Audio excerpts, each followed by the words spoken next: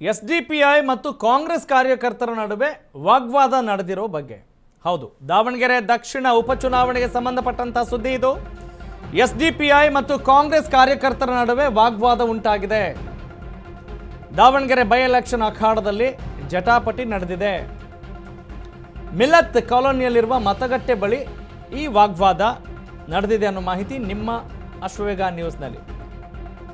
ಕುಕ್ಕರ್ಗೆ ಮತ ಹಾಕಬೇಕು ಅಂತ ಎಸ್ಡಿಪಿಐ ಕಾರ್ಯಕರ್ತರು ಅಲ್ಲಿ ಹೇಳ್ತಾ ಇದ್ದಾರೆ. ಇತ್ತ ಕಾಂಗ್ರೆಸ್ಗೆ ಮತ ಹಾಕುವಂತೆ ಕೈ ಕಾರ್ಯಕರ್ತರು ಸಹಜವಾಗಿ ಮನವಿ ಮಾಡಿದ್ದಾರೆ.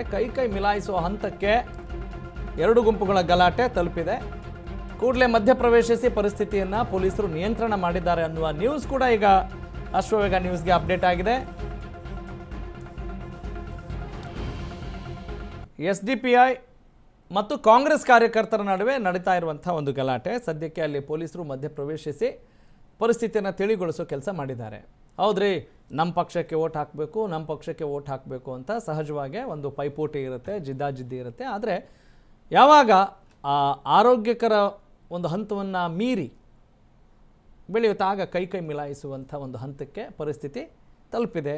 ಚುನಾವಣೆ ಸಂದರ್ಭದಲ್ಲಿ ಈ ಥರ ಘಟನೆಗಳು ನಡೀತಾ ಇರುತ್ತವೆ. ಆದರೆ ಪ್ರಜೆಗಳೇ ಪ್ರಭುಗಳಾಗಿರಬೇಕಾದಂಥ ಇವತ್ತಿನ ಪ್ರಜಾಪ್ರಭುತ್ವದಲ್ಲಿ ಎಲ್ಲವೂ ಕೂಡ ಆರೋಗ್ಯಕರವಾಗಿರಬೇಕು ಅನ್ನುವ ನಿಟ್ಟಿನಲ್ಲಿ ನಾವೆಲ್ಲ ಯೋಚನೆ ಮಾಡ್ತೀವಿ.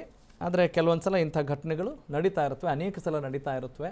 ಆದರೆ ಎಲ್ರಿಗೂ ಅವ್ರವ್ರಿಗೆ ಓಟ್ ಹಾಕಬೇಕು, ನಮ್ಮ ಪಕ್ಷಕ್ಕೆ ಹಾಕಿ ಅಂತ ಹೇಳೋದು ಇರುತ್ತೆ. ಆದರೆ ಕೈ ಮಿಲಾಯಿಸುವ ಹಂತಕ್ಕೆ, ಗಲಾಟೆ ಮಾಡುವ ಹಂತಕ್ಕೆ, ಸಮಾಜದ ಸ್ವಾಸ್ಥ್ಯವನ್ನು ಹಾಳು ಮಾಡುವಂಥ ಹಂತಕ್ಕೆ ಹೋಗಬಾರ್ದು ಅನ್ನೋದು ಅಶ್ವವೇಗ ನ್ಯೂಸ್ನ ಕಳಕಳಿ.